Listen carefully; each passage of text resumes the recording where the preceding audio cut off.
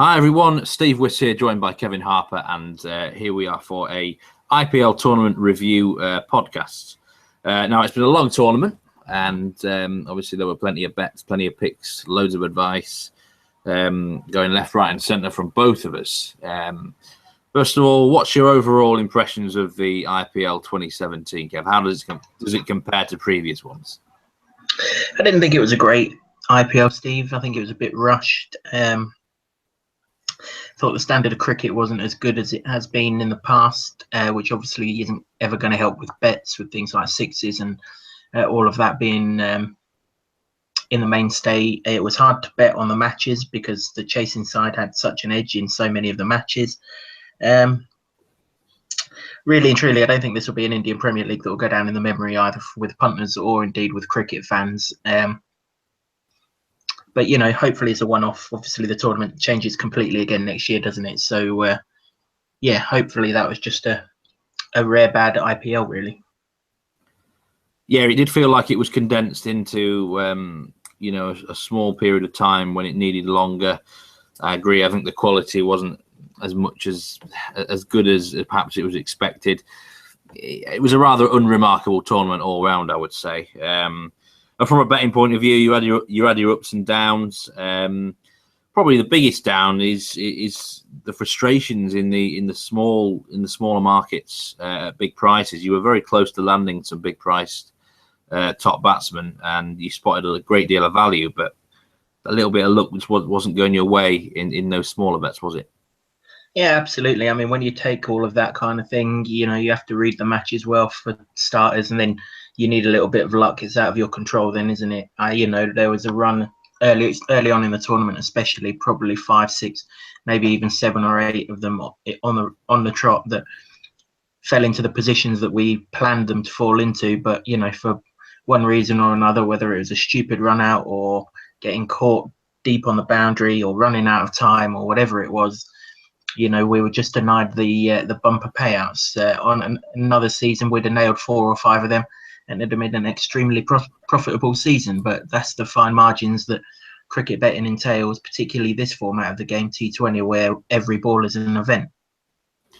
Yeah, I think it's the way I see it is I think we've almost got to draw a line a little bit under this tournament, because it will be different in the future, especially with this new big draft. I think a lot of people are going to have to start again actually next year, and whoever's the most adaptable in terms of betting, certainly from a start, will be very successful. But I think there was a lot of positives and as well in this tournament. So very much enjoyed doing the podcast, and now we're going to move on to our team of the tournament. Now we've both named an 11. Now a little bit of a edge to this one, that we've got to include someone from every team, which in some instances is quite a difficult task. We're only allowed 4 overseas players, as with IPL rules. Now, I do believe we actually have the same openers. Okay, we've gone with Dave Warner and Hashim Amla. I'll let you go with Warner. It's a bit of an obvious one, but he had to be included, didn't he? Absolutely. Top run scorer in the tournament. One of the best captains in the tournament. Indeed, he would captain my side. Absolute run machine. Scored that fantastic century against Kolkata Knight Riders. Reliable run scorer right the way throughout the tournament. Where some bigger name openers failed, he certainly didn't. And he was very much a reason why Sunrisers Hyderabad made it as far as they did. Now, Hashim Amla, I've got to say I nearly didn't include him, but he simply had to go in. I mean, 2 centuries, a couple of 50s, and not a lot of people will know this, but his strike rate was absolutely massive. It was 145, which is much larger than certain other players who you might not expect him to beat. There was that match, wasn't there, where there was a poll. I can't remember what the exact poll was, but basically a large percentage of the audience didn't believe, they thought it was a hindrance. That was it, a hindrance to Kings 11. And if scoring that amount of runs at such a fast rate is a hindrance, then goodness me, I don't know what they were smoking. But he had a really good tournament, didn't he? Almost under the radar. The way he plays, no one sees him as a high strike rate guy, do they? No, he did. He had a really good tournament. That strike rate, you've got to you've got to say is massively inflated because he played 3 matches in indoor. I think if he hadn't played 3 matches there, his strike rate would have been much more of a normal level. But his run output was emphatic, wasn't it? Like you said, 2 centuries, the only man in the Indian Premier League this season to do that. Had he not have left early, he would have been the 2nd leading run scorer in the tournament. So, you know, any doubts that anyone had over Amla and why they'd have them, I've no idea, because it's a class act whenever he gets to the crease. Were firmly put in their place, really. Very good tournament for the Kings 11. Now let's just move on to bowling, and we actually only have one player exactly the same. Surprise, surprise! It's Bhuvaneshwar Kumar, who yet again finished as the top wicket taker, and he just keeps churning out the wickets year on year, doesn't he? Absolutely, yeah. Impossible to get away at the start of the innings. Just as hard to get away at the death. Bowls in the ideal times. But he's reliable, isn't he? And if his captain ever did need a wicket in the middle of the innings, by and large, he would go to him and he would deliver then too. Kind of fortunate, I guess, that he was part of a very, very good bowling attack. But, you know, like you say, he's a no-brainer pick. Leading wicket taker for the 2nd year in a row, and deservedly so. So, who's your number 3 in your team, Kev? Well, you forced me to pick someone from every team, Steve. So my number 3 is Virat Kohli. Yes, it hasn't been his best Indian Premier League by any stretch of the imagination. He only had 10 innings, but he still made 50 on 4 occasions. So, you know, almost half the time he went to the wicket, he made 50 runs. Even in a bad IPL, I think anyone would take that. So, you know, fair play to him. He probably does deserve to be in the side, even though he would have expected a lot more from himself going into the tournament. That's without a doubt.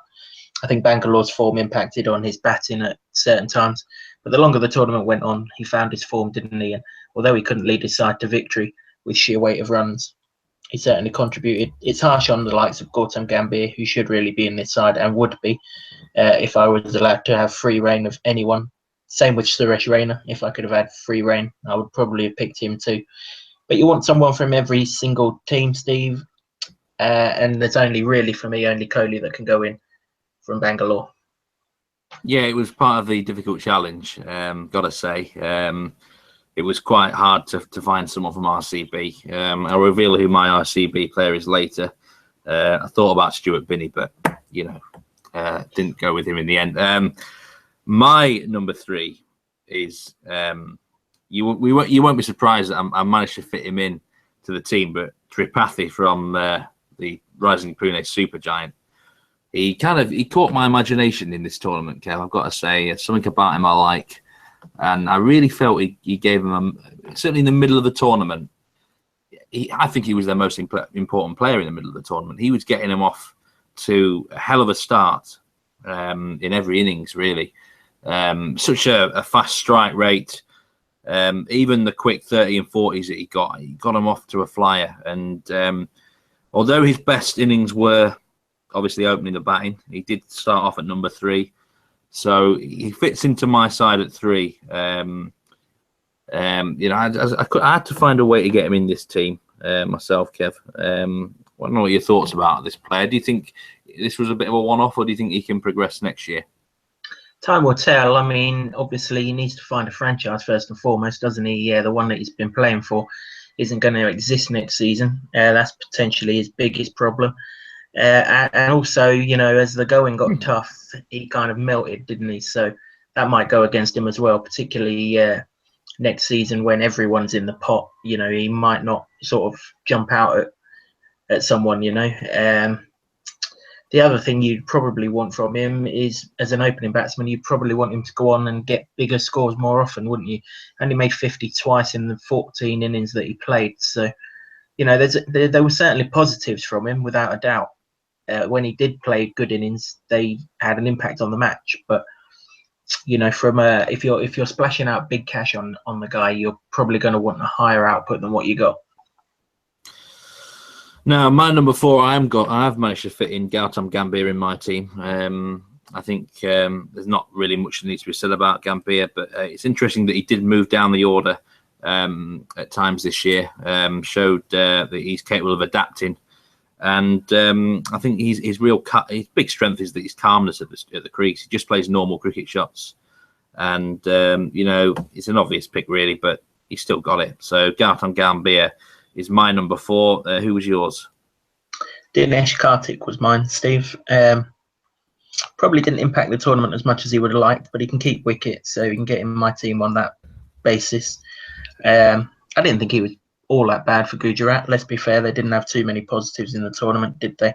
I guess if you look at sheer run output, you'd have probably picked Suresh Raina ahead of Karthik here. But I just thought that the innings that Karthik did play, they came at more important times. Most of Raina's innings came off the back of good starts from McCullum and Finch, or McCullum and Smith, or McCullum and Kishan. Whereas I felt Karthik's innings came when they were under the cosh a little bit more and kind of got them to scores where if they had a half-decent bowling attack, which of course they never did, they could defend. So I thought he was worthy of an inclusion. Again, if I could have picked absolutely anyone in this team, then I'd probably have looked at people like Nitesh Rana, Gautam Gambhir, maybe even Robin Uthappa, although he got dropped more times than you've ever seen anyone be dropped before. And maybe even a shout for someone like Manoj Tiwari. But, you know, we need a Gujarat Lions player, and Dinesh Karthik's my man. And Karthik's also your wicketkeeper for this? He would be, yeah.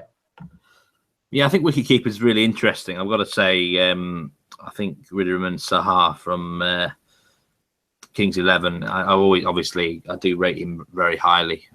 He makes some great stops. But my keeper, just to fit him in the team, certainly is going to be Rishabh Pant. And I'm going to have him batting at number 5 in my team. And as I say, he's going to be my wicketkeeper. And I do believe he's also in your team, Kev. Yeah, in my team at number 5, Steve. Class act. Can't believe he's not on the plane to England for the Champions Trophy. India must have a damn strong squad if he's being left behind. Belts the ball a million miles. Shows no fear. Could easily play for England, actually, in the style that they play at. A rising star of the future. He'll definitely have no problem whatsoever getting a contract in the Indian Premier League next year. And he'll be very much one to watch. Yeah, I really rate this guy. I think he's shown an awful lot, hasn't he, in this tournament? Really great star, and yeah, I agree. I'm really surprised he didn't at least make the squad to come over here. So yeah, number 5. I mean, he can bat as high as 3, can't he? Can pant, but number 5 looks a good spot to me here. Now, I have somewhat controversially left out the IPL Player of the Tournament. I do like to, you know, put a spanner in the works, but Ben Stokes, I'm not going to argue with you putting Ben Stokes in your team, Kev. A quick word on him about his, you know, obviously a lot of expectation on his shoulders heading into this tournament, but he more than proved his worth. Absolutely, the best player in the tournament for me in all 3 facets combined. Scored that majestic century, didn't he? Which was quite brilliant.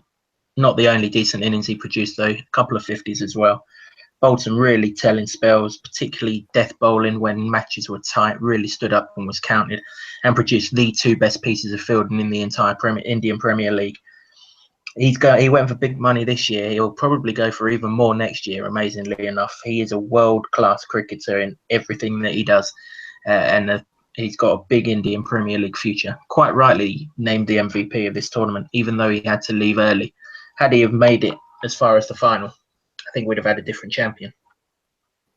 Yeah, he was named player of the tournament. Unfortunately, he couldn't get in my team. I don't like Durham players, so sorry, Ben. Right, one player we do agree on here now is Krunal Pandya. Really good all-rounder in this tournament, Kev. Seems to have an impact with both bat and ball and in the field. Absolutely, yeah. Decent player for Mumbai. Probably their floater in the batting, which is no bad thing. He obviously played very well in the last 2 matches, didn't he? To get his side up to respectable totals. And with the ball, you know, 10 wickets, which isn't fantastic on the face of it, but when you think of there's not many wickets left in this attack when the likes of Malinga, Bumrah, McClenaghan, Harbhajan Singh, and everyone else has got to work. So 10 wickets wasn't the worst haul in the world. Averaged around about 25, shade over that with the bat. Scored at a decent lick. Contributed in the field. He's a perfect number 7, really. Spin bowling as well, left arm spinner. My team hadn't had that, so can have a bit of variation there as well. Yeah, he's going to be batting at 7 in your team, isn't he, Kev? He's as high as 6 in mine. I've also added Hardik Pandya to my team, although his statistics aren't actually great. I think there's something about this guy. He adds to the team. Whenever the Mumbai Indians did well, he just seemed to be in and around there. He caught quite well. He does a bit with bat and ball. As I say, I'm going to look beyond the statistics here. Hardik Pandya, he obviously didn't have as big an impact on the tournament as his brother. But what do you make of him, Kev? I'm not so keen, to be honest, Steve. If he wasn't Indian, I don't think he'd have much of a Indian Premier League career. I don't really see what he offers. He offers a bit of slogging at the bottom of the innings, but most people can do that these days. Don't particularly rate his bowling as highly as some do.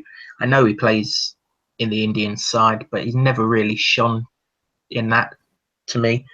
I think there's better fielders around. But, he's part of the champion side, isn't he? So he must have made an impact at some time. The odd cameo apart, though, I don't really remember it, to be honest. So who's going to be the number 8 in your team, then? Well, I mean, this batting order can float around. You'd probably say Sunil Narine would be number 8, although obviously you've got the option, should you wish, to shove him up and do a bit of pinch hitting. But he's in the team, Sunil Narine. I couldn't leave him out. You could argue he shouldn't be in the team on his bowling, but then his batting in this tournament has more than made up for that. That said, his bowling was still pretty good. Economy rate of less than 7 and over 10 wickets for the tournament. When teams were just playing him out, that was a pretty decent effort. And he exploded into life with the bat, didn't he? Strike rate well over 170. Only made 150, which might have disappointed Kolkata. But his role wasn't really to go and make 50s. His roles were to upset bowling attacks, and he did that very, very well. Faded a little bit as the tournament went on with the bat, but he wasn't in the side for the bat. He's in the side to dry up the runs, and he does that very, very well. Hard to leave him out. Yeah, yes. Not a bad pick there, I must be honest, Kev. I very nearly got him in the team, I must admit, because he obviously proved he's not just about a bowler now, is he? He can hit the ball. Really interesting experiment that KKR did with him, and I put him against a crap bowling attack, and he was fine, wasn't he? So, yeah, I think it was very interesting that he showed what he could do with the bat. I should just mention, Steve, if he hadn't shown what he could do with the bat, then Rashid Khan would have got there in that side for me. I started off the entire podcast that we did by mentioning this guy. I mentioned him plenty throughout the tournament. And I'll mention him again. He was the brightest hope for me in the tournament. The one thing I'll take away from this tournament is him. We found a superstar in world cricket in him in this tournament that we didn't know we had. Had Sunil Narine not gone up and played the impact that he had at the top of the innings, Rashid Khan would have slotted in instead. Yeah, I've gone with Rashid Khan in my team. I needed a really good spinner, and well, yeah, you've said pretty much all that needs to be said about him. It'd be great to see him on the world stage and more, really. Shame he's Afghanistani, isn't it? But hopefully he can get a few gigs in some really big tournaments now. And I mean, I think you were seeing well-established batsmen who didn't have a bloody clue against him, did they? No, absolutely not. And there'll be plenty more of that. He'll be a force next season. He'll be able to earn himself a really decent contract as well, particularly if he goes well in the West Indies in Afghanistan's upcoming tour. Then I think that begins next week. Sadly, it's not televised, but I'm sure people will get to see it. I've included Pawan Negi in my team. Had to include an RCB player, and I think statistically he's probably been one of their best guys, certainly in terms of economy. Was pretty decent. He took a fair few wickets, and he chipped in with the odd number of runs here and there. Not a particularly great tournament for RCB, but he had to find a way into my team. And the bowler that I'm going to mention here, he only actually played 6 games, was AJ Thai, Gujarat Lions. I mean, his economy was excellent. I think he made a really big impact. Everyone seemed to enjoy talking about his knuckleball, although it's effectively just a glorified turn of the slow ball, isn't it, Kev? But yeah, the knuckleball made a bit of an impact. It's a shame he got injured when he did. I don't think it would have impacted their season really. They were brown bread by then anyway. But it was great to see him, someone who's done well in the Big Bash, he did make an impact in the IPL, and he's one to watch going forward, isn't he? Yeah, absolutely. Shame that he's injured, which means he can't take up his stint with Gloucestershire in the T20 Blast. But I'm sure he'll be back. He'll definitely get an IPL contract next year. One of the better death bowlers in the world. And he showed it, yeah. There's one more player that I'm missing from your team, Kev. Who is it? You're missing two, actually. Two. Steve. Oh, I'm missing two. Who are your last two? Jasprit Bumrah and Jadav Anadkat. For me, the two best bowlers in the tournament. Certainly the two best at the death.